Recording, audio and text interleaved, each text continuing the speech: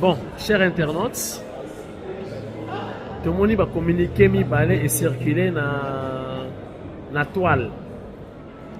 Communiquer à Liboso, c'est-à-dire communiquer le CG Augustin Kabouya, a bien ici mosaïque, na ba député nyonso, il y a UDPS, basangana basolo.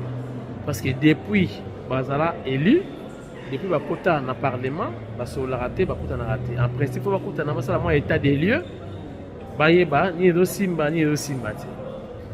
Du coup, tout le monde communiquer monsieur bimi, ba beti yango siko ya couleur ya pembe. Pour communiquer ya CG de couleur ya jaune, couleur officielle. Avec la police, donc la police na cachet sec au sentir la signature ya mukuse ya bakonzi na français ya mukuse ba résumé communiqué total aboye communiqué monsieur bimi donc on a pendant donc discours tala français belé papier ya pembe donc pembe chero papier pendant ya couleur ya papier o ya kasumbalesi ah oh boyate CG à ça longwa balongola déjà donc asa personne non grata tinate bokendete cher internaute tozana fleuve Congo hôtel o eza ebandeli ya reportage na biso botala ba image bino moko est-ce que ba député batosi communiquer ya jaune to communiquer ya pembe communiquer ni surtout o esalemaka oyo yo eutaka na parti ba police nango eyebani esalama na papier ya jaune et en plus ba police eyebani police wana to kopesa bino komba police wana te musu akosa na arrière musu akosa la soda tomao musu akosa la soda nini mais police oyo yo papier pelir pe na papier pelir pe na mais la plan voilà mais bato wana ba mosala ba communiquer na bango na ba papier pembe parce que IDPS déjà c'est ça déjà communiquer na papier pembe. Et en plus, c'est réalité, oyo to kuti awawa na Fleuve Congo Hotel, Kempeski Hotel. La salle oyo yo kaka isika bato na nyonso to ba ndai ko ya isika to décidaka pona ko bimisa ba sénateur, président ya Sénat, pona ko bimisa président ya assemblée. Salle ngo kaka yango wana. Tout le monde est là. Mais yo za rapikasi. Tokota non to ketala. Vraiment tokota na. Tokota so image bino mo bo juger. Baye to bayete. Allons-y.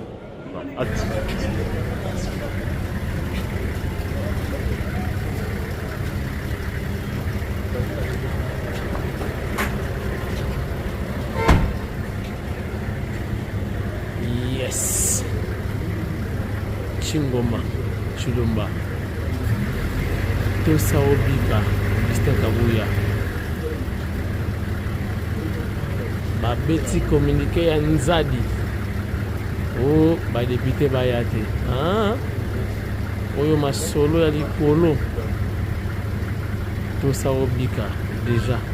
Après, Oyo Grand Monde, Masolo ya Likolo. Ba Kokati. Chilumba, le monambouté du chef de l'État, Augustin Kabouya. Sikoto Balelo, Nani, secrétaire général de l'UDPS, Nani Mbika. Tokoye Balelo, Nani Mbika, Nani CG. Voilà, il est là. Il est là.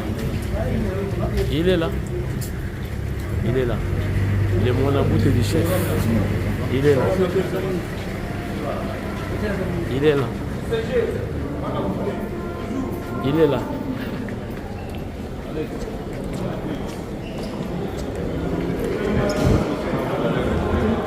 Il est là. Enfin, les moines.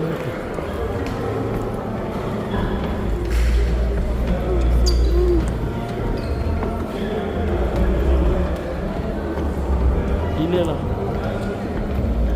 Les moines.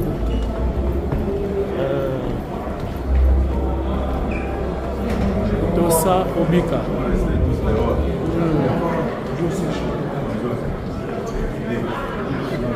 Le secrétaire général.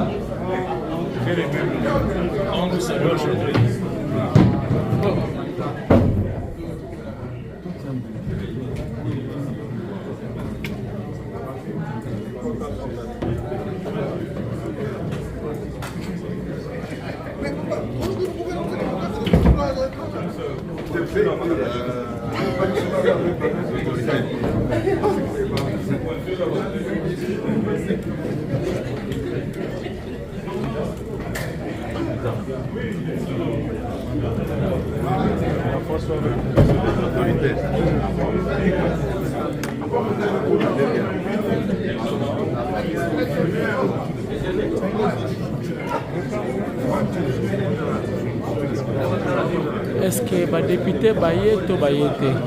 Ba député nyo so baye. Ah, ba député? Ba député nyo so IDPS baye. Siko ba député ba njepo. Ba ki baye te. Toi la réunion là nga ngala ba. De yo ba ki baye. Aventurier.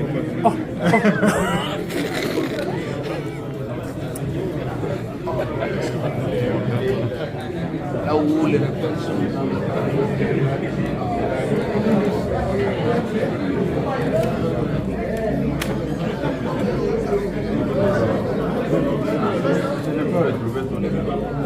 Oui. Je n'ai pas écrit ça.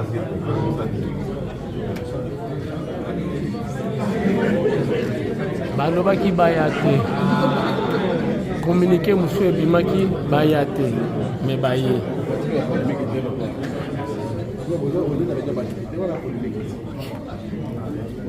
balobaki baye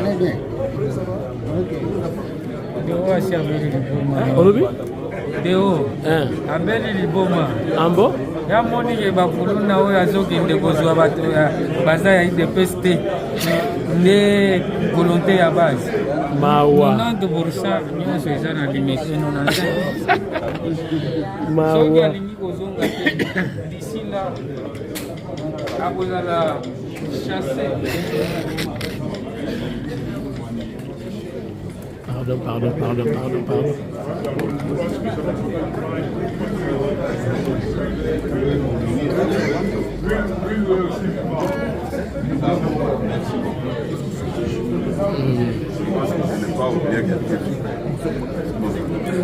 C'est ça,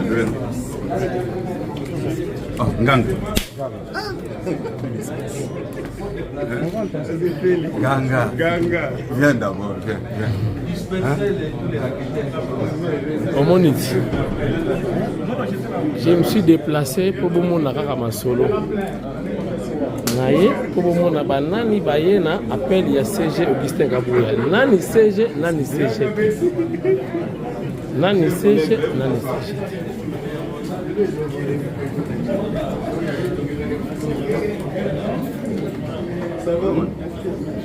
Nani CG, nani CG. Voilà. Bonsoir à tout le monde.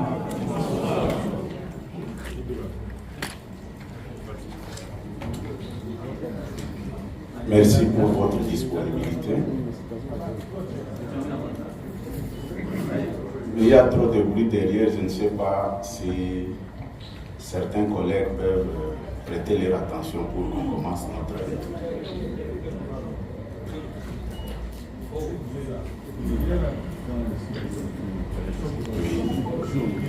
Là, c'est la surveillance qui vient de faire son entrée. Son surveillance. Collègues, nous avons convoqué cette réunion sur votre demande.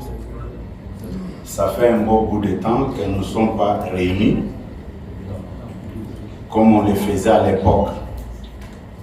Et j'ai été interpellé par certains d'entre nous. Pourquoi vous ne convoquez pas de réunions? Et je vous présente d'abord des excuses. Puisque ce n'est pas normal pour un grand parti politique comme l'IDPS rester longtemps sans se réunir, sans planifier quelques stratégies. Et cela peut nous pousser à avoir parmi nous les éléments incontrôlés que nous ne pouvons pas sanctionner parce qu'il n'y avait pas une coordination. C'est la raison pour laquelle nous avons jugé bon de nous réunir ce soir et se parler en famille. Il y a beaucoup de problèmes qui se passe au niveau de l'Assemblée nationale, qui nécessite des rencontres pareilles pour voir ce que nous pouvons faire. Ce n'est pas pour rien qu'on nous appelle la première force politique. La première force politique ne peut pas exister seulement sur papier, mais ça doit quand même se matérialiser. Nous allons accorder la parole à tout le monde pour que tout un chacun fasse des propositions. Chacun puisse nous dire ce qu'il pense par rapport à notre parcours. Et comme responsable, je sais aussi que je peux apporter une petite contribution. Puisqu'il y a des choses qui se passent, un député IDPS qui interpelle un ministre IDPS, un député IDPS qui prend une initiative sans demander même, sans se référer même à la hiérarchie du parti pour voir comment est-ce que nous pouvons marcher. Tout ça sont des problèmes. Mais nous ne pouvons pas commencer à discuter sur ça. Je me retourne vers vous pour vous écouter avant de parler.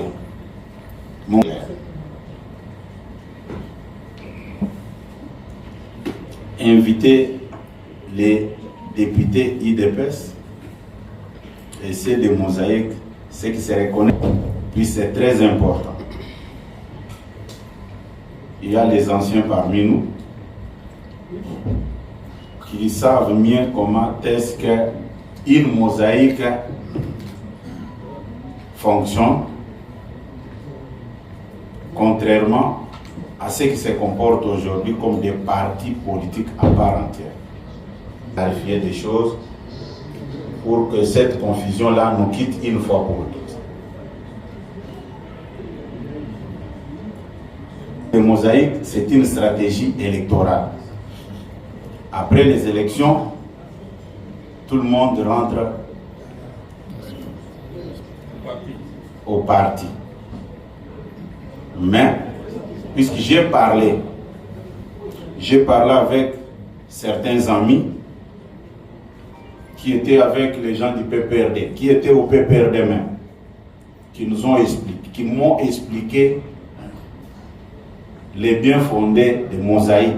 C'est juste une stratégie électorale. Après les élections, tout le monde rentre au parti.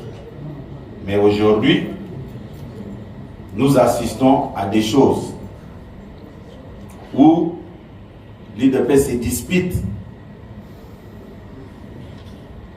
avec ce qu'on pensait comme Mosaïque, une stratégie électorale mise en place par l'IDPS. Et là, il y a un problème. Ma petite introduction, et tous ceux qui veulent prendre la parole doivent normalement se faire inscrire.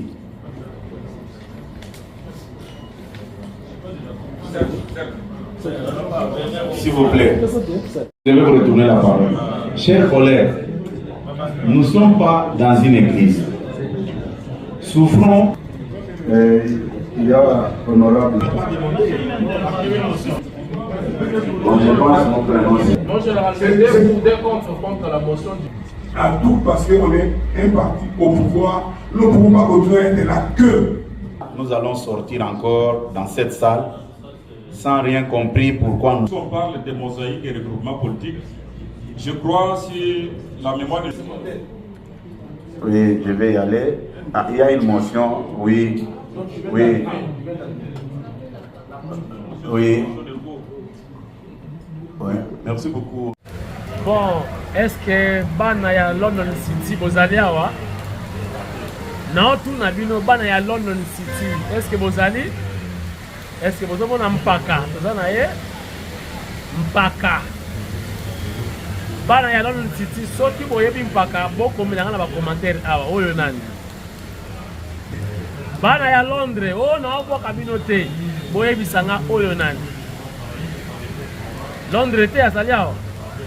Représentant na bino ya Londres, ye to do ye te do na do ye ndenge nini kitoko ka mwasi nasepeli ya mingi na présence na yo ndenge opesinga maloba tuka nasepeli ya mingi bana nyonso ya London bayengi dejake yo na ndo mundele azali na kati ya kini bolukanga mingi te nazali awa na papika mwasi bientôt la tokomona na biso tokozala mpona tokoka kosala eloko moko suri ya ete ya 2025.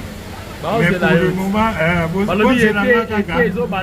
bozela ngai ete eza kobanda mbandaka eza kozonga mbandaka eza kozonga naza koyakala mingi te. Surprise bokomona papika mwasi bokomona papika mwasi na London aza koya aza koya ozala teke tour wana bomonaka nani nani rompela mais tour oyo tokozala na Congo TV na papika mwasi TV. Donc papika mwasi akozala na biso na infini Maxon omoni papika mwasi yeyo aza koya donc il faut sala tout Maxon papika mwasi tozala na ye oyoki bana ya lost biro Maxon biro yeyeyo azoya papika mwasi aza koya na batu mususu na ekipe mususu tobombi secret nazala na kini bana ya Londres nazoya Peka News ezokita na Londres libaya ezoya tokobeta masolo ya politiki ya Congo tokosolola na bino ndenge babeti Sassou Nguesso kara na Russie eza mpenza ndenge wana tala biso tobunda mpona mboka na biso tobunda mpona tokobeta lisolo ya bahirondele Kagame atindi bahirondele awa ndenge atindaki na ntango ya Mobutu sikoyo baluba balie bahirondele bango avec suka na nkoro mpo nazali awa mpenza naza komona bahirondele basamwe batatu babi hirondele aza ndenge bania kuni bahirondele mais pouvoir ekete tozoya malembe tozako mouve rife kisombe nazoya kamwasi yeyo rife tindika Elize bacouleur omoninga na kamwasi yeyo akoya tozoya bombela ye kaka elubu mokona bwanseka nakoma muluba ya bantandu nazoya mutandu munderi yeyo kamwasi plaisir à trop. Merci. Merci à trop. Merci. Voilà Londres. À suivre. À suivre.